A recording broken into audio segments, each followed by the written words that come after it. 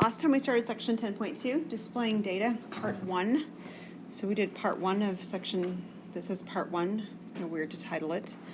And we had left off on group frequency tables.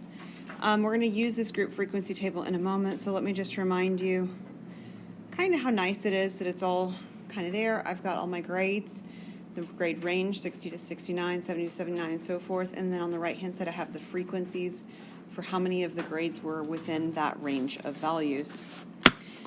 So what we're going to look at today first is a graph called a histogram. Histograms are really common. You see them used literally everywhere. They're made up of adjoining rectangles or bars. The categories are shown along the horizontal axis and the frequency along the vertical axis. I would underline, highlight, star that word adjoining. When we're working with a histogram, the bars touch each other. I mentioned that strongly because we're going to work with a bar graph later and the bars don't touch each other. It's not the only difference between the two, but it is a visual difference between the two. Histograms have the feel that the data that you're working with is sort of somehow along a continuum, which feels kind of like the way that this data is spread out, right? Like I've got this continuum of values. This is a range from 60 to 69. This is a range from 70 to 79. And so it kind of makes sense that there's a continuum of values. So we're using the same set of data because that way we don't have to recreate everything, right? We're going to draw a histogram for this set of data. So the way that this works is we're going to draw a vertical and horizontal axis, like so. And we're going to represent the data values that we have. For instance, there's a 60, and then we have 70, and we have 80, and we have 90, and we have 100. I know we don't have a number 100 in our data set, but 99 goes clear up into the next point, which would be the number 100. So again, it's like this continuum of values. And that's one axis. The axis must be labeled. So this is grades. We'll title the graph later, but the axis down here, the horizontal axis, is the grades. The vertical axis in a histogram is always the frequency.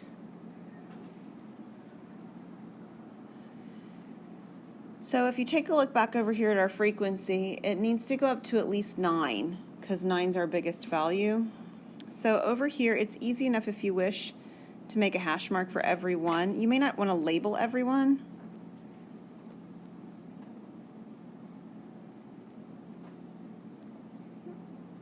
So what you might want to do is to label every other hash mark, just so that you're not writing tiny little bits in between, but it still gives you a reference point. So this is 2, 4, 6, 8. It's 10 at the top if I make it right here. Maybe I should do that and just make my graph just a tiny bit smaller. I think I will, just so that it makes it clear that I'm numbering by 2s. And then what we're going to do is we're going to look back at that group frequency table, and we're going to find the number for each category. For instance, from 60 to 69, the frequency is 3. So I'm going to draw a rectangle, and the rectangle is going to be at a height of 3. So something like that. You can shade in your rectangle, you can leave them empty. It's not really important either way, so whatever your visual preference is. Our frequency for 70 to 79 is 2, so we need a rectangle but shorter than the previous one. Something like that. My rectangles don't always line up along the x-axis like they should. Just ignore that fact. They look a little bit neater in your paper, I'm sure. 80 to 89 is a 4.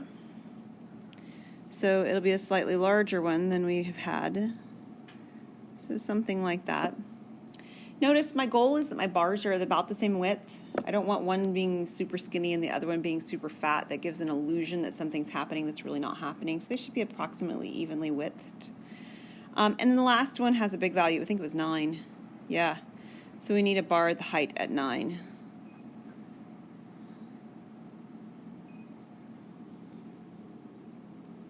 We'll go with that at 9. Then the last thing that we need, again, we need to make sure our axes are labeled. We did that when we were making them, but we still need a title. And so these are the grades. for a second exam.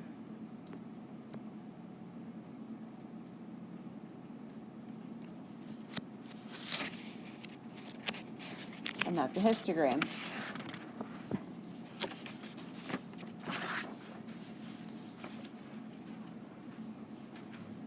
Okay. I mentioned it already, and now we're ready for it, a bar graph. A bar graph is much like a histogram. It has the bottom labeled similarly. It has the frequency labeled along the side. I already mentioned there's spaces between the bars. But the reason there's spaces is because it presents categorical data. Now, some data has categories you can make out of the data, like grades is a good example, and that's the one we're going to do. But some categories are simply categories. There's not a continuum, and it doesn't make sense for there to be one. So, for instance, if you were measuring the difference between children and adults on some sort of a topic, something like that, or between men and women, between married and unmarried, where there's definite categories where people, sort of fall into naturally, and there's not this sort of a length of time where you could just switch into between categories quite so frequently. Those are good things for bar graphs. So we're going to do a bar graph with categorical data, and it is the same data we did before, but we're, instead of thinking of it as this continuum of values, we're going to think of it like it's letter grades, okay? Because, to be honest, at some point, you're assigned letter grades. Even if you're dealing with a school that has pluses and minuses, there's still categories of data. And so, to be honest, when I look at your transcript, if I see that you have an A, I don't know if that's an 89.5A or if that's 103.7A, right? It's an A is an A, okay? So there is some sense that it makes sense to talk about grades as categorical data from that perspective, too. So we're very much going to think about this as D's, C's, B's, and A's, and that's how we're going to draw our data spread. So as we come over here, we're going to remember this data spread. In fact, I think I'm going to copy this because this is really the only information I need to be on this, and we'll just paste it, over here as a reference. So this is my data spread that I need. So much like with our histogram, we're going to make our horizontal vertical axis, and we're going to label the frequency on the vertical axis and mark it out up till 9.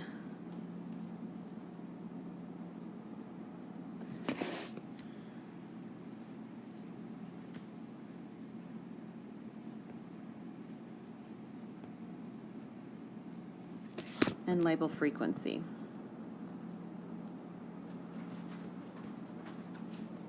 And again, while the bottom axis is grades, my bars won't touch. So I need a definite beginning and ending for each bar, and then there needs to be a space skipped.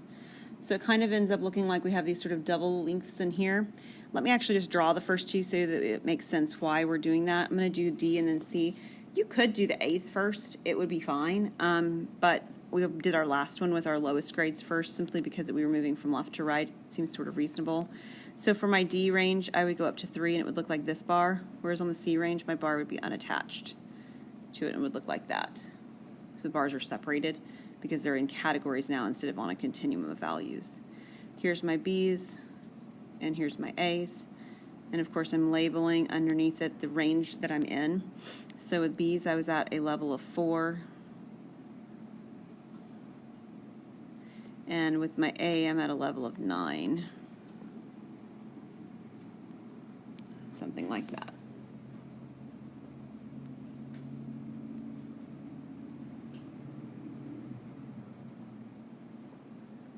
Okay, is that all right? All right, so do you remember when we did stem and leaf plots? First I talked about stem and leaf plots, and then I talked about back-to-back stem and leaf plots. And the purpose for the stem and leaf plots being back-to-back is it allowed us a visual way of comparing data, okay? So we're going to do another visual way to compare data, and we're going to do them with things called a double bar chart. You'll see double bar charts used for comparisons in data a lot. Typically, you're comparing two sets of data and how the responses or the feedback, or in this case, the letter grades, differ from one group of data to the other one. So one of the things at our back-to-school meetings every fall that they like to present is they like to present bar graphs that show ACT scores of incoming freshmen. and they'll put them back to back over the last however many years or whatever. So they'll show a bar chart that shows, like 4 years ago what the incoming ACT was compared to 3 years ago, 2 years ago, last year, and this year, something like that. And those are a comparison way to do it with, in this case, a bar graph. So we're going to do back-to-back stem and leaf plot, using the back-to-back stem and leaf plot, create a double bar graph for the data. Now, it was way over here. I think I'm going to have to copy paste it because I don't want to be flipping back and forth between this as often as I would need to. So let me grab this. This was our bar graph. I mean, not bar graph, but our stem and leaf plot. I'm just going to put it on the slide ahead of it so that I have it close by without having to flip back and forth so much. So if you want to flip them back on your paper, of course, that's great. So we already counted some of these in the second set of the data because it's the one that I just made, the histogram of and the bar graph of. So there was 3 here, 2 here, 4 here, and 9 here, which you probably have memorized at this point because we've used it a couple times. On the other side, there's 4 A's, 6 B's, let's see, it looks like 4 C's, 1 D, whoops. And then it becomes kind of interesting because we've been grouping them like if we were doing a grouped, like a histogram, where it groups the data in these equal intervals. It wouldn't make sense to use this data in histogram because the interval for the F range encompasses far more space than, say, the A range or the B range does, right? An A range, a B range, a C range, they encompass 10 points of values, give or take, right?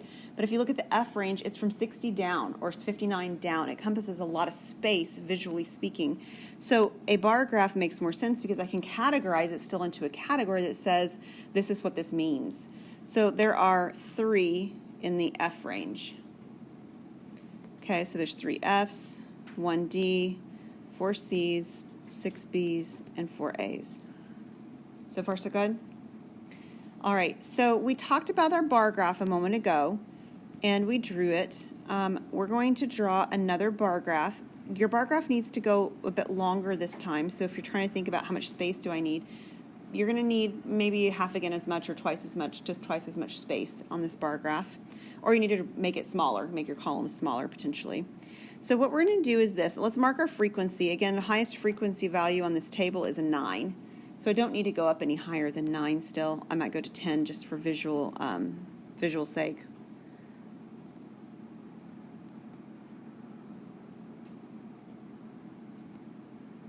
Okay, so I'm up to 10. And I kind of like my labeling them by 2, so I'm going to continue with that. You do not have to do it in that way. That's definitely an optional kind of thing. And this is still frequency. I think I forgot something, actually. Let's flip back over here and write this in. I forgot something over here. What did I forget? Huh? The title. I did forget a title. Just now realized it, so we're going to go back and add it. Sorry about that. This, of course, is the same title that we've been using on the histogram one. These are the grades for a second exam.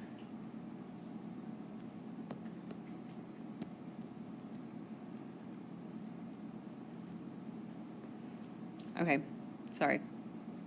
We'll get it taken care of eventually. If you want, you can be more specific. You can call this letter grades instead of just grades. That would be fine too. I think it's kind of obvious if you leave the word letter off that it's still letter grades, so either way is okay. All right, now unlike the last bar graph, I actually have F's to record here, correct? Yeah, I do.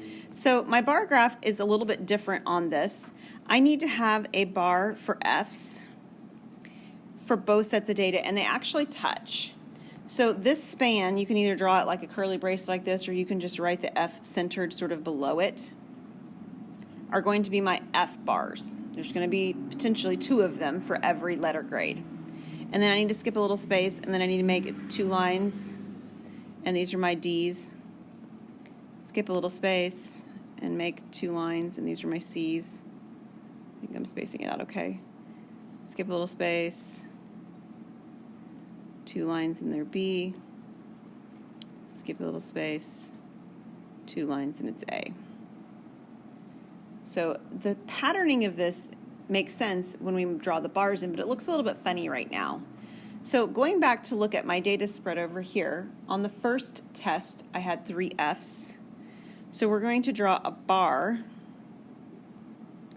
at a height of 3, and I'm going to actually try and see if this will shade it in like I'm expecting it to.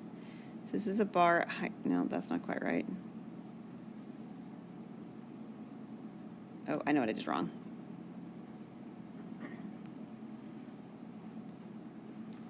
There we go. If you don't want to do the bar filled in, that's fine. You can actually do some shading in a moment because we are going to need either some pencil shadings or some colors. So if you have pencils, markers, highlighters, you want to grab them out, that'd be great. We're going to do all of our, actually I think we'll go from left to right. There's no F's on the second test, right? They were all D's and better. So I just had the 3 F's on the first test, and then the second test does not have any F's. Now, the first test, D's, is 1. So I'm still going to use red, but I'm going to be at a height of 1.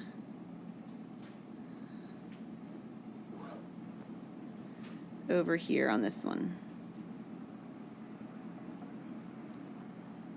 But by comparison, the D's on the second test is actually a 3. And so this is where we're going to change colors. I don't care what color you use. I'm going to use blue. We'll be patriotic today. And the D's should be at a height of 3 on the second test.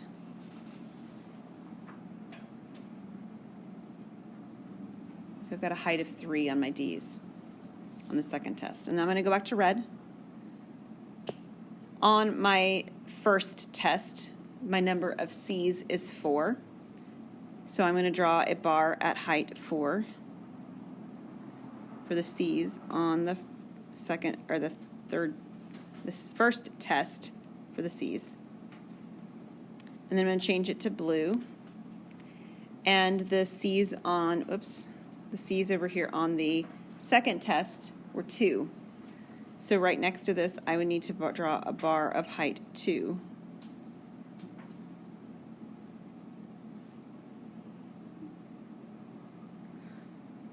So something like that.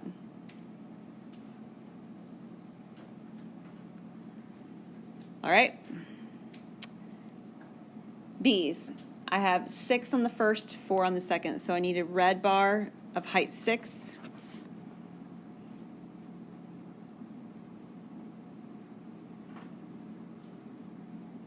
And I need a blue bar of what height?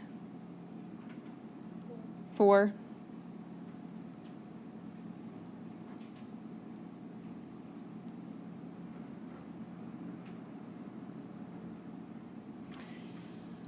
And then for my A's, I have, whoops, I didn't mean to do that. My A's, I have 4 on the first test, 9 on the second test. So I red bar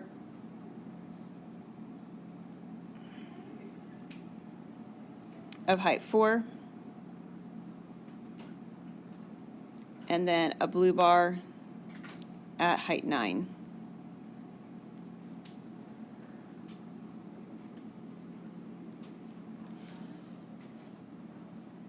Pretty, right? Okay, so if you don't have colors with you, which most of you probably do because you guys are education people, you like to carry around colors. I do too. I've usually got a purple pen and sometimes markers in my purse because I got kids and all that stuff. So if you have colors, this works great. If you don't, what you can do is you can actually draw your shading to match. So like all the red ones that I drew could have been shaded like this, you know, just in pencil or whatever, right? Looks like a red zebra. And then all my blue ones could be drawn so that they're crosshatched the other way or up and down or something like that to make them differentiated. So whatever it is you do, you're going to differentiate them one way or another, either by shading or by colors or something like that. Now, we need a couple more things. I need a label on the bottom first that says grades or letter grades. Either way. I need my title, which looks a lot like my stem and leaf plot title, which is the first and second exam comparison.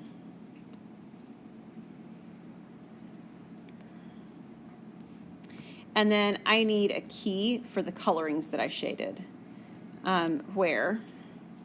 So the red that I did looked like this.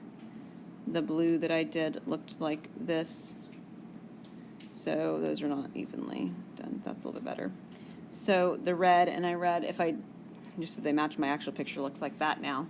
So these are my first exam. And my blue looked like this. So this would be my second exam. Whatever your shading, your cross-hatching, your whatever looks like, you would give a key to represent it.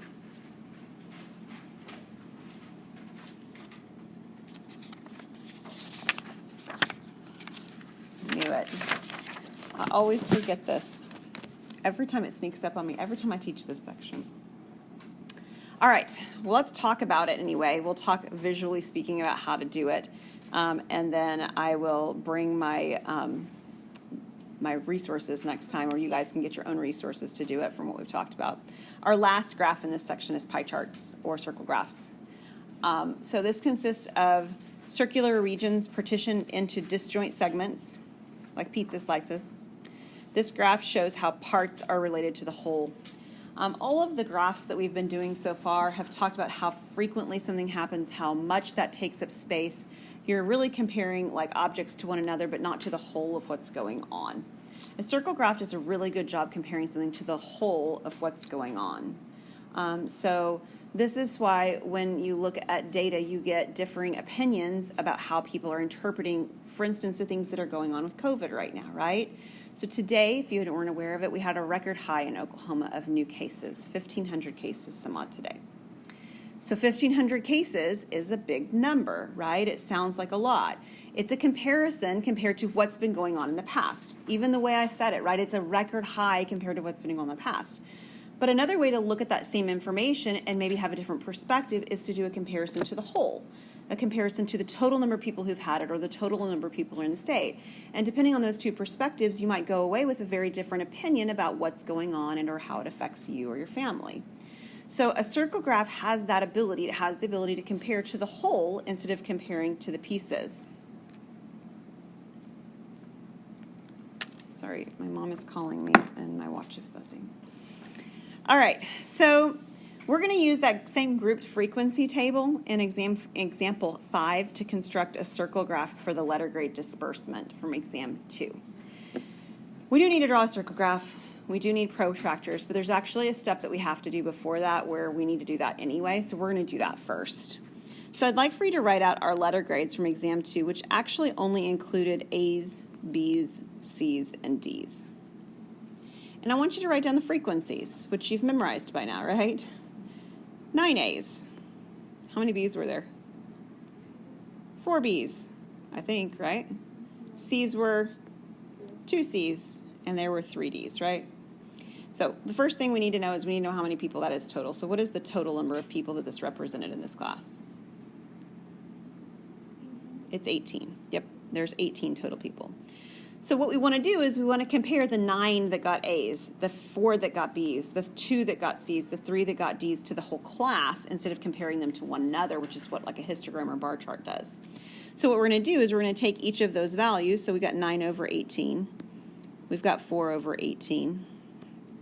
And we've got 2 over 18. And we've got 3 over 18. My numbers are a little bit too tall. Make that a little bit smaller. Okay, so we need 2 things. Number 1, we need the percentage. Okay. Number 2, we're going to need a degree measure compared to the degrees in a circle.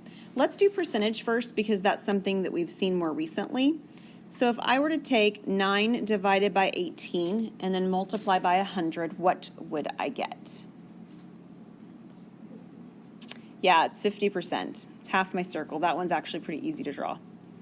How about 4 over 18? And we'll do whole percentages. We're not going to talk about decimal points and percentages. We're already looking at something quite small. So 4 divided by 18 times 100.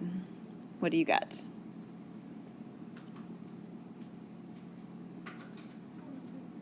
%. Yep. How about 2 divided by 18 times 100? It's 11%. And then we're going to do 3 divided by 18 times 100. What do you guys have? Okay, I think it's 16 point something. So we'll go to 17. We're just going to use our normal rounding rules. Yeah, it's okay. Give or take, this should add up to 100%. Sometimes it might add up to 99% or something like that because we are rounding somewhere along the way in many cases. So if it's not actually adding up to 100%, you're kind of okay with that because you have rounded something and you might have rounded a couple of things. But you're going to probably be in the 99 to 101 kind of percentages when you add up all your percents. So we need that information. We also need the degrees in a circle. So what is the total degrees in a circle? Yep, 360 degrees. So what we're going to do next is we're going to take each of those fractions, 9 over 18, 4 over 18, 2 over 18, and 3 over 18, and we're going to multiply them instead by 360 degrees. This will tell us how many degrees of the circle are accounted for by each of the letter grades. So if I do 9 divided by 18, and then I multiply by 360, what is the degree measure I get? Yeah, it's 180 degrees, and that should make sense. It should be half the circle because it's half of the percentage, right? Okay, let's do the same thing for the next one. 4 divided by 18 times 360.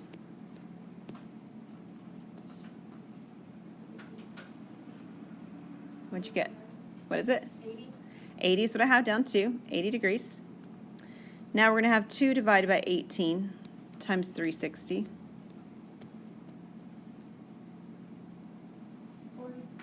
40? Mm-hmm. And the last one is 3 divided by 18 times 360. 60. All right, so I'm going to talk in generics about how we would go about using this for the circle graph. And then I promise that I will bring compasses on Monday. I don't mean compasses, protractors on Monday. If you have a protractor at home that you know how to use and want to use or just want to bring it to use your own instead of to use mine, that's totally fine. But we'll make sure that we touch base back on this particular idea, so don't worry about the circle graphs for your homework. Let me talk in general what it happens on your graph, though. So anybody who has a water bottle or something with them, what you can do is you can use the bottom of your water bottle to draw a circle. So grab that water bottle if you wish, unless it's a really beat up one like mine would be, which would be a terrible circle actually. And you're going to draw a circle on your paper.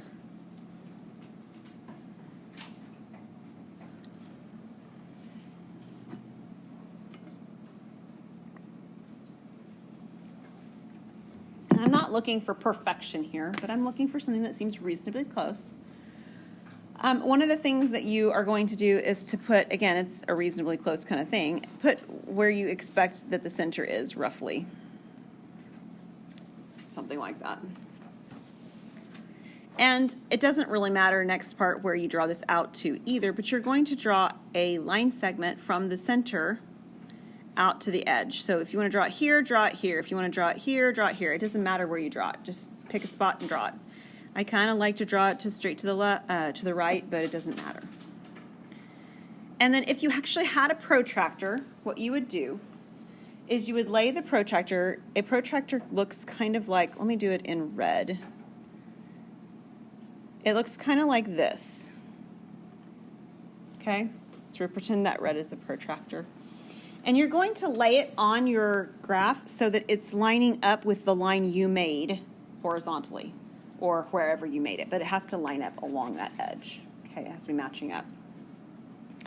And what you're trying to measure is one of the 4 categories that you created over here. It doesn't matter which one you start with, but I'll tell you A is really nice to start with because it's 180 degrees. So if you don't want to start with A, whoops, didn't mean to do that.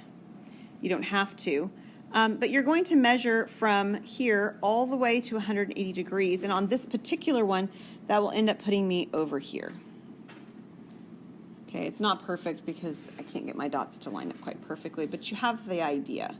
So this is measuring on the inside 180 degrees, and we're going to make sure that we label this as the A's with the percentage. We don't need to label the 180 degrees. If you want to, you can. But you at least need to label what it is, what the category is, and what percentage it encompasses, which is why we created this table kind of values over here. So what you would do next is you'd flip your protractor around, and your protractor would end up lining up down here because that's the empty space you have. There's a dot in the middle of your protractor. The dot actually has to line up along the dot you've made as your center. That's where it has to line up when you're lining up the dot along the bottom. And you're going to measure, I should mention, since this is the letter grade A, we would not go A, D, B, C. Okay, you need to go either in order going up or in order going down. So the next one I'm going to do is either going to be a B or a D. I'm just going to go straight down and go with B. So the B value says that I'm supposed to be 80 degrees. So I'm going to measure out to 80 degrees. Right now I'm eyeballing it because the protractor doesn't work in this sense, and I didn't bring them for you accidentally as well. But we're going to, as best we can, pull out 80 degrees. So it's going to look something like that, let's say. So this is the 80 degrees. Sorry, that was 50%. This is the letter grade of B, and it represents 22% of the data.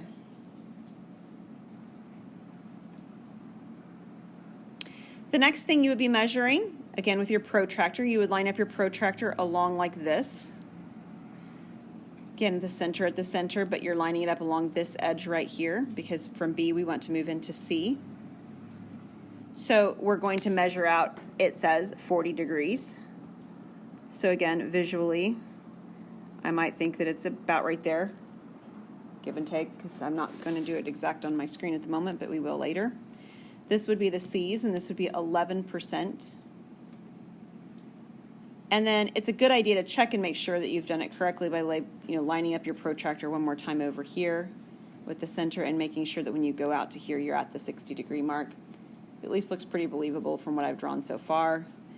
We would measure it for real later, but this is the letter grade of D, and there are 17% of the class are getting a D. And the last thing we would do, of course, is give the whole graph a title, which is the same title we keep using. These are grades on a second exam. So when you look at this, yes, you can see that there's more A's than anything else. That's true.